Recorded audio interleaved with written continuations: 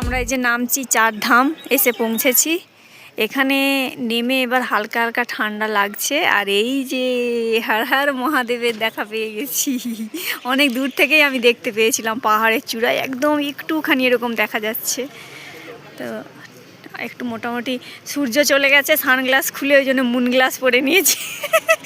আস্তে আস্তেই সূর্য উধাও হয়ে গেছে। পাহাড়ে আসলে আমার মনে হয় সানগ্লাস না নিয়ে এসে মানে শুধু সবাই ফটো তোলার জন্যই আনে, কিন্তু এরকমই তো ওয়েদার। এই গাড়ি সরে আসো। ঠিক আছে চলি, চলো এদিকে চলো।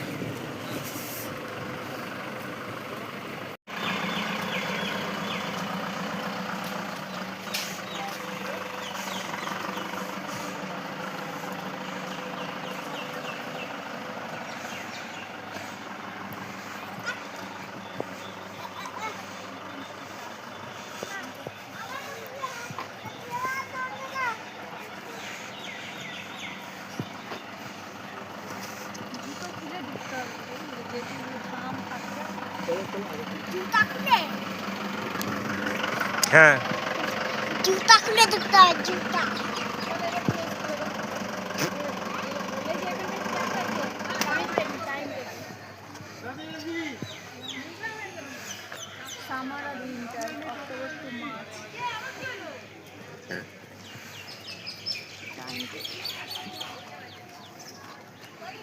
ফাইন চলো।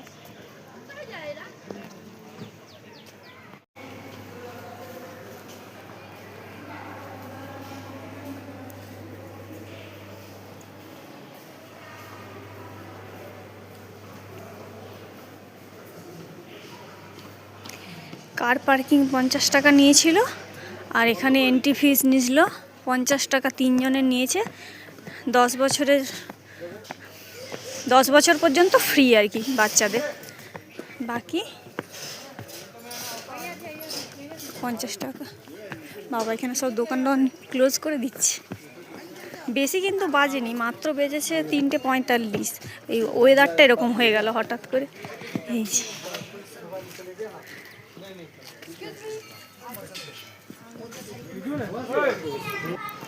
আগের ভিডিওতে কিছুটা রাস্তার ভিডিও আছে, তো মোটামুটি কিছুটা দুর্গম পথ পেরিয়ে আমরা এসে পৌঁছেছি সিকিমের নামচিতে অবস্থিত এই যে চারধামে। এটাকে আবার সিদ্ধেশ্বর ধামও বলে। আর এটা যেই পাহাড়ের চূড়ায় মানে অবস্থিত, সেই পাহাড়টার নাম হচ্ছে শোলকোপ পাহাড়। বেশ ঠান্ডা ঠান্ডা হাওয়া দিচ্ছে।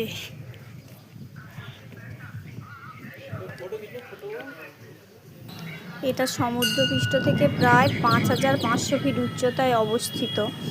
আর এই যে চারটে ধাম, এই চারটে ধামের নাম হচ্ছে বদ্রীনাথ, জগন্নাথ, দ্বারকা, রামেশ্বরম। তাছাড়াও 12টা শিবলিঙ্গের প্রতিরূপ এখানে স্থাপন করা আছে। ওখানে একটা মন্দিরে আছে, চলো। ও আগে এটাতে যাবে। আর এই যে এই শিব ঠাকুরের সুবিশাল যে শিব ঠাকুরের মূর্তিটা, এটা প্রায় 87 ফিটের।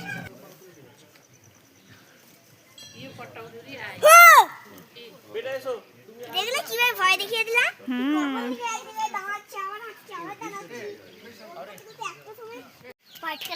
হয় হ্যাঁ, কত বড়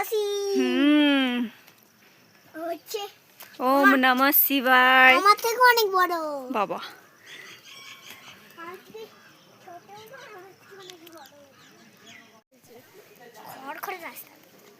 ওই যে মূর্তিটার নিচে তো মন্দির আছে, ওখানে ফটোগ্রাফি ভিডিওগ্রাফি প্রহিবিটেড। ওখানে ঢুকলাম, ওখানে সবাই পুজোও দিতে পারে। তো প্রণাম করে তারপরে এরকম কপালে 3 জনকে টিপ দিয়ে দিল, হাতে যে দড়ি বেঁধে দিয়েছে। যে যেমন পারবে সেরকম দেবে দক্ষিণা। আমরা এখন এসেছি এই শিব ঠাকুরের বাঁ দিকটাতে, এইবার ওই দিকে যাব। কি সুন্দর লাগছে, মেঘে ঢাকা হয়ে গেছে বলে, না হলে ওই যে মন্দিরটা আছে, ওই মন্দিরটার পেছনে পুরো পাহাড়। ওইখানে হ্যাঁ, ওইখানে একটা বড় ঘন্টা আছে, বিশাল বড়, আমি গিয়ে দেখাচ্ছি নিচটাতে। ডুগু ডুগু বলছে ওমা দেখো দেখো কত বড় ঢঙ্কা। এখানে সব ছোট ছোট করে শিবেরই মন্দির এখানে আছে অনেকগুলো। হ্যাঁ হ্যাঁ, এত সুন্দর মানে লাগছিল, আমাদের সময় মানে কম ছিল বলে, না হলে পুরো মন্দিরটা ঘুরে দেখতে তো প্রায় 2-2.5 ঘন্টা লেগেই যাবে। আর এই যে মন্দিরটা মানে হয়েছে, এই মন্দিরটা হচ্ছে পাহাড়ের চূড়ায়। এই এটা হচ্ছে সমুদ্রপৃষ্ঠ থেকে প্রায় 5500 ফিট মানে উঁচুতে। আর এই নামচি শহর থেকে 5 কিলোমিটার দূরে আর কি অবস্থিত। তবে বর্ষাকালে তো পাহাড়ে তো রিস্ক থাকেই, আমরাও কিছুটা পথ দুর্গম পেয়েছি, আগের ভিডিওতে আছে। তো বলছে যে এখানে সময় হচ্ছে মার্চ থেকে মে হচ্ছে ভালো সময়, আর অক্টোবর থেকে ফেব্রুয়ারি। আর আমরা তো গ্যাংটক থেকে এসেছি, তাই আমাদের 78 কিলোমিটার মতো মানে ডিস্টেন্স ছিল। আর শিলিগুড়ি থেকে গেলে ওই প্রায় 100 কিলোমিটার মতো রাস্তা। তবে এই কমপ্লেক্সের ভেতরে আবার একটা সাঁই বাবার মন্দিরও আছে, আর একটা শিবের শিকারী অবতার কীর্তেশ্বরেরও একটা 18 ফিটের হচ্ছে মূর্তি রয়েছে। আর এই রামেশ্বরম মন্দিরটা এত সুন্দর লাগছে, পেছনে আবার পাহাড় পুরো মেঘে ঢাকা, খুব সুন্দর। এটা জগন্নাথ, রামেশ্বরম আর হচ্ছে যে দ্বারকা, এটা হচ্ছে জগন্নাথ ধাম।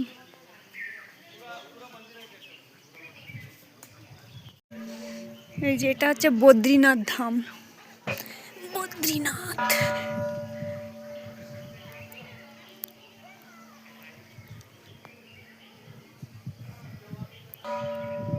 ছোট বুবু এখন যাচ্ছে ওর ঢঙ্কা বাজাতে, বিশাল বড় ঢঙ্কা, এমন করে বলে ফেলেছে ঢঙ্কাটা, আমরা তো হেসে লুটাপুটি খাচ্ছি। এখানে সব এই যে পাহাড়ি ড্রেস পরে সব ফটো সব গোছাচ্ছে, এই যে ফটোগ্রাফারও আছে। এই যে ওর বিশাল বড় ঢঙ্কা।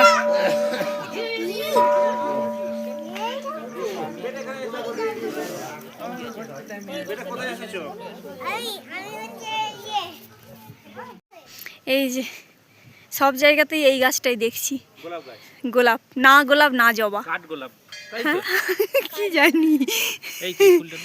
না না না, নিতে হবে না। ও আচ্ছা, ফটো। কি সুন্দর লাগছে, পিঙ্ক কালার। আজকে বেটার জামাটা তো বেশ ধামের উদ্দেশ্যে একদম পারফেক্ট হয়ে গেছে। হ্যাঁ, জানতাম না তো যে ধামে আসবো। আমরা বেরিয়ে যাচ্ছি, বেশ একটা নতুন জায়গা আবার এক্সপ্লোর করতে পেরে ভালো লাগলো, বলো। দেখেছো, এরকম আমার কথা শুনবে, তাহলে এরকম নতুন নতুন জায়গা ঘুরতে পারবে। মারছো কেন গো শুধু ওকে?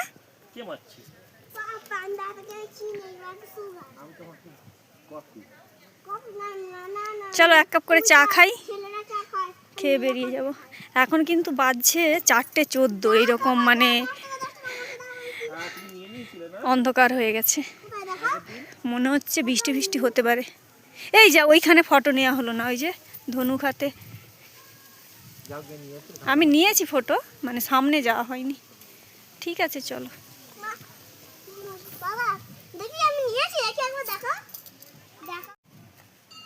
সব অ্যারো দিয়ে দিয়ে লেখা আছে কোথায় কি আছে। আবার যদি লকডাউন হয়, আবার মার্কেটে এত খুচরো হয়ে যাবে, আবার লোকে নেবে না খুচরো। হ্যাঁ, সেই জন্য কি খুচরো দেখাবো না? হ্যাঁ হ্যাঁ, ঠিক আছে। কি বলো তো, এই যে আমরা আসলাম সোজা, ওখানে জুতো খুলে রেখেছিলাম। এই যে এখানে সব আবার লেখা আছে সিদ্ধেশ্বর ধাম, সব কোথায় কি আছে না আছে দিয়ে এসে এখানে একটা ক্যাফেটেরিয়া আছে। এইদিকে হয়তো আরও কিছু আছে, জানি না, আর যাবো না। এই যে আমরা এক্সিট বেরোবো, এখানে অনেক ছোট ছোট দোকান আছে, খাবার, স্ন্যাক্স, টি, এইসব। তো আমরা একটু চা খাবো। আর এই যে এখানে টিকিট কাটা হচ্ছে, টিকিট কেটে ওর পাশে যে এন্ট্রান্স যে গেটটা আছে, ওইখানে টিকিট দেখিয়ে ঢুকতে হচ্ছে।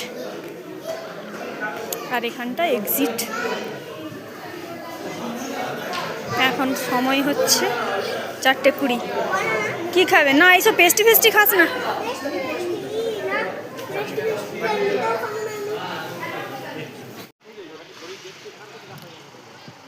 সব সিকিমের গাড়ি, আমরা ওয়েস্ট বেঙ্গলের গাড়ি নিয়ে একমাত্র এসেছি। আবার একটু এগোলেই দেখা যাবে। আর হচ্ছে এই টাটা সিয়ারাটা তো বেশি দিন তো হয়নি, লঞ্চ করেছে, আর প্রচুর বুকিং আছে, কিন্তু সেইভাবে গাড়ি মার্কেটে নেই। সেই জন্য মানে যেখানেই গাড়ি একটু দাঁড় করিয়ে আমরা হোটেলে ঢুকছি, আসার সময় যেমন কতগুলো আর্মি পুলিশ স্যার হচ্ছে যে এসে দিব্যেন্দুকে জিজ্ঞাসা করছে, বলছে বাহ বহুত সুন্দর হ্যাঁ, তো কালার ভি সুন্দর হ্যাঁ। আবার এইখানে খেতে নেমেছিলাম, একটা পুলিশ স্যার এসে বলছেন যে আরে সিকিম মে তো ইয়ে গাড়ি হাম নেই দেখে। দিয়ে দিব্যেন্দু বলছে না, নতুনই বেরিয়েছে। আমরাও তো এটা পেয়েছি, একজন বুকিং করে ক্যান্সেল করে দিয়েছিল বলে, মানে সেম ইয়ে ছিল আর কি, এই যে আমি আইসক্রিম ক্রাইটেরিয়াটা সেম ছিল, ম্যাচ করে গেছে বলে আমরা পেয়ে গেছি এত তাড়াতাড়ি। নাহলে আমাদের দুটো শোরুমে বুক ছিল, একটা শোরুমে ক্যান্সেল করতে হয়েছে ওই এত দেরি করে দেবে বলে। তারপর এই এখানে সলপে টিসি মোটর থেকে আমরা এটা পেয়েছি। ঠিক আছে, আমরা বেরোই। বেটা খাচ্ছে আইসক্রিম, আমি খাচ্ছি চা, আর দিব্যেন্দু খাচ্ছে কলা না রে, ওটা হচ্ছে ইয়ের চিপস, কি বলে, ডুগু বাঁধি, হ্যাঁ ওটা কিসের চিপস বলে, কচু চিপস। চলো টাটা। কেমন এই পাখিরাও বাড়ি ফিরছে, আমরাও বাড়ি ফিরি। এই দেখো মা, দেখো দেখো খাবে না দেখো, খাও তো, এইসব খাই না। খাও গুড় খেয়ে দিয়ে খাই, দেখো। চিপস খাই না। ও তাহলে কি বিস্কুট দেবো? কি খাচ্ছিল না, খাইনি? সাতজন, একজন নয় বৌদি, আমি একটা বাচ্চার হুম দেখে সাতজন এসেছে। হুম। একটু কুকুরটা দিয়ে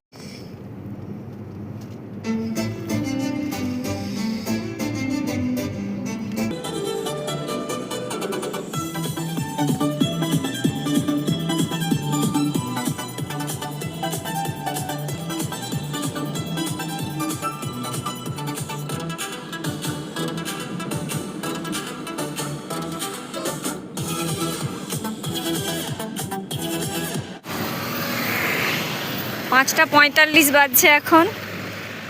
এই যে আমরা দাঁড়িয়েছি এখানে, তার কারণটা হচ্ছে দিব্যেন্দু এতক্ষণ ঘুমোচ্ছিল, হঠাৎ করে তার মনে হচ্ছে আমি ভালো করে ঘুমাবো, সেই জন্য এখন বেড পাততে শুরু করেছে। এই যে বেড পাচ্ছি, সেই জন্য দাঁড়িয়েছি। আমরা এখনো পাহাড়েই আছি, এখনো দেখাচ্ছে 13 ঘন্টা লাগবে আমাদের কলকাতা ঢুকতে। দেখাচ্ছে কালকে 6:45-এ আমরা কলকাতা ঢুকে যাবো। এবার 6:45 তো আর হবে না, এখনো কতবার এখন ব্রেক নেওয়া হবে, খাওয়া দাওয়া আছে। এই যে ইনি চলে গেছেন, একবার শুধু ড্রাইভিংয়ের সিটটা ছাড়লেই হলো। ওর কেরামতি দেখাচ্ছে গিয়ে।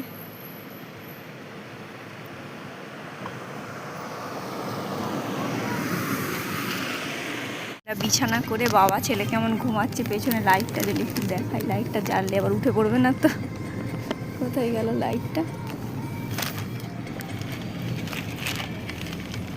এই যে বাবা ছেলে এই ঘুমাচ্ছে হাঁ করে। এই বেটা ঠান্ডা লাগলে একটু চাপা দিয়ে দাও গায়ে। গরম, আমরা তারা দেখতে যাচ্ছি। এই যে সানরুফ খোলা আছে, মানে গ্লাস কভারটা শুধু খোলা, গ্লাস দেওয়া। দুজনে ঘুমোতে যাচ্ছে। বন্ধ করে দাও লাইটটা। এই যে এখনো 608 কিলোমিটার। এখন আমরা শিলিগুড়ি ঢুকিনি, 6:48 সময়।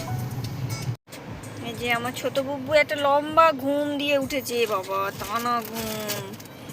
কেমন হলো ঘুমটা? মানে ফ্যানের সুইচ আর এই গাড়ি start. Your route avoids a road closure on Kalyani Expressway and road closures on National Highway 12. You are on the এগুলোর fastest সঙ্গে route. You should reach your ওর হচ্ছে- destination by 6:52 a.m. ঠিক আছে, এগুলো হচ্ছে এর সাথে কানেক্ট আছে। এই ফ্যানের এটা পেয়েছে আমার থেকে, মানে আমারও এরকম ফ্যানের হাওয়া না পাই, শব্দটাতেই ঘুম হবে।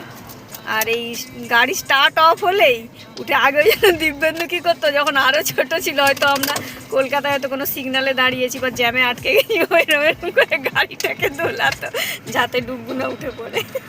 যেই স্টার্টটা অফ করেছে সঙ্গে সঙ্গে উঠে পড়েছে। উঠে টয়লেটও করে নিয়েছে। চলো কোথায় একটু দাঁড়িয়ে একটু চাটা খাই।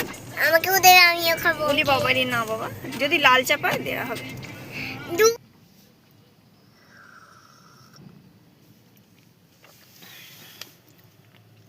ওরা যে ওখানে দোকানে চা খাচ্ছে আর আমাকে এনে দিল একটা। আমি বললাম আমি আর নামো না, থাক।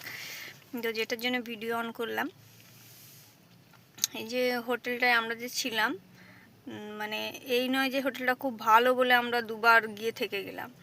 ফার্স্টবারে গেছিলাম, ফার্স্টবার যে গেলাম আমরা গাড়ি নিয়ে, মানে সিকিম, আগের বছরও তো গাড়ি নিয়ে গেছিলাম। তো ও গিয়ে মানে জাস্ট একটা টার্ন নিয়েছি, ওই হোটেলটা দেখেছি। দিব্যেন্দু বলছে ঠিক আছে গাড়িটা এখন ঢুকিয়ে দিই, দিয়ে দেখি, যদি দেখি যে ঠিকঠাক তাহলে মোটামুটি মানে থাকার মতো তাহলে থেকে যাব, কারণ পার্কিংও আছে। পাহাড়ে দেখেছি হোটেলগুলোতে খুব একটা পার্কিং নেই, এখন হয়তো অনেক ভালো ভালো হোটেল হয়েছে। আমি যাওয়ার সময় অনেক রিসর্ট ফিসর্ট দেখলাম, সেগুলো একটু ইন্টিরিয়ারে।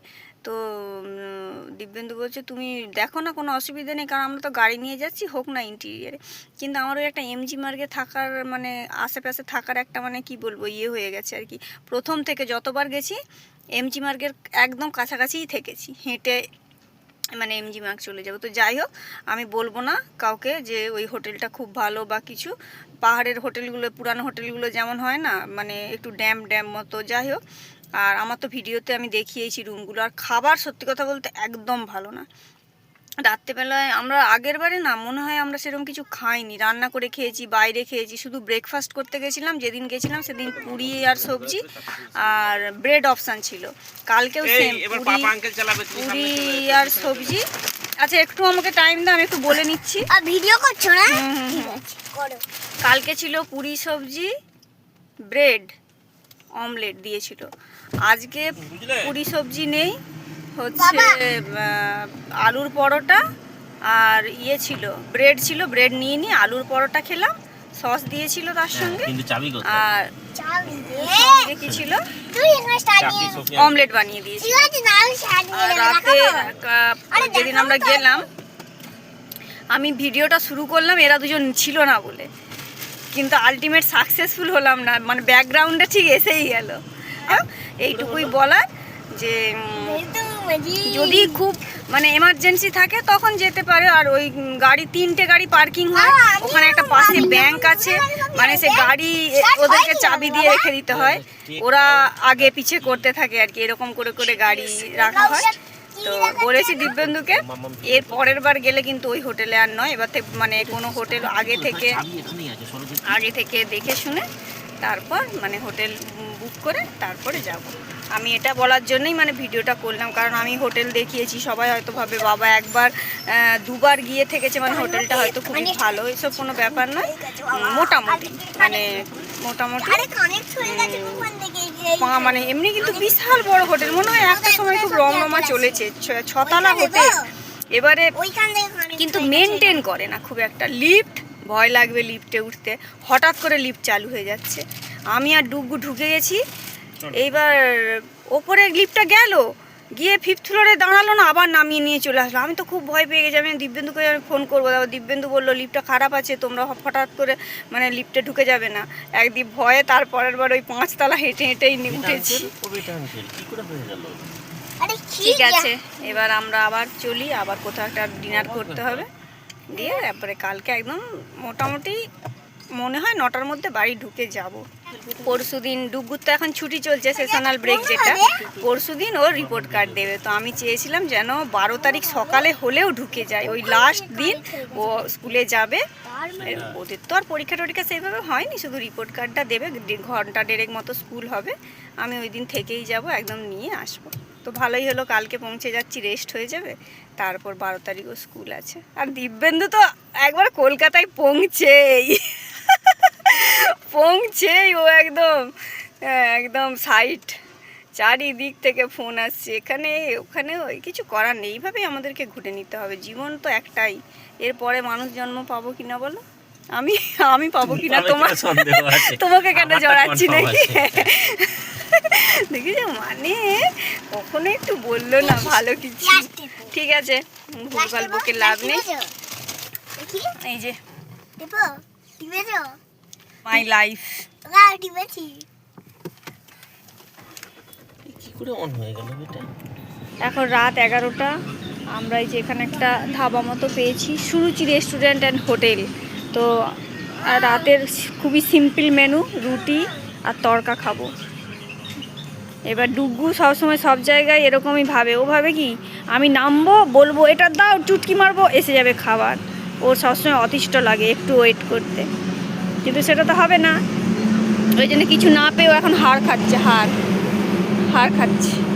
বেটা এখানে কি দেখতে পেলি এসে? কোথায় আম দেখতে পেয়েছিস? চলো দেখা।